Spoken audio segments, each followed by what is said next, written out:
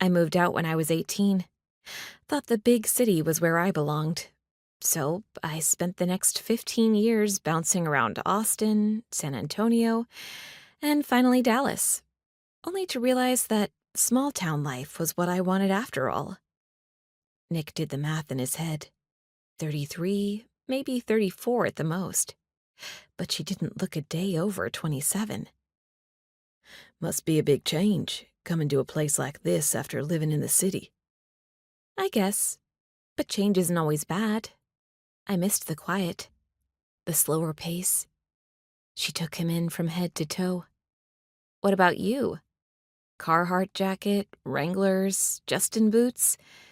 You lived here your entire life, or you just dressed the part? Nick let out a chuckle, amused by her impression of him. Born and raised. Before she could respond, the phone on her desk buzzed with a reminder. I'm afraid that's my cue, she said, glancing at the screen. I have a class in 5 minutes, and if I'm even a second late, the kids will use it as an excuse to leave early. But it was nice meeting you, Nick. You too, he said, taking a step back from the desk. Eve slipped her phone into her bag and gathered her briefcase and hot chocolate. Before you go, I don't suppose you'd be willing to... She nodded at the tower of textbooks on her desk. Say no more. Nick hefted the stack and fell into step behind her. You're a lifesaver, she said, when the elevator doors closed them in together. First the delivery, now this. My knight in flannel armor. When they reached the first floor, the hallway was swarming with students. Nick moved ahead, creating a path for Eve through the crowd. At her classroom door, he paused, shifting the books to one arm so he could turn the handle. Thank you, she said as she passed by him into the room. Set the books right there on the table if you don't mind.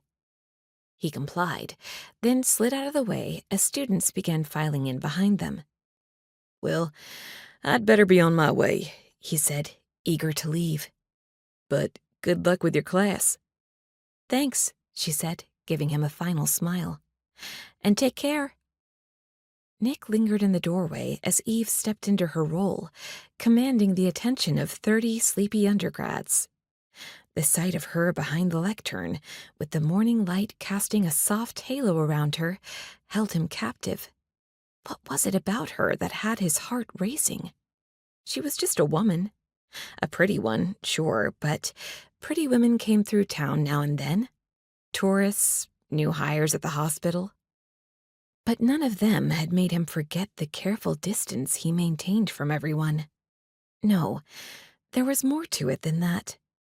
Perhaps it was something in those beautiful brown eyes when she'd smiled at him, the way she moved with such natural grace, or the way she laughed at his awkward charm.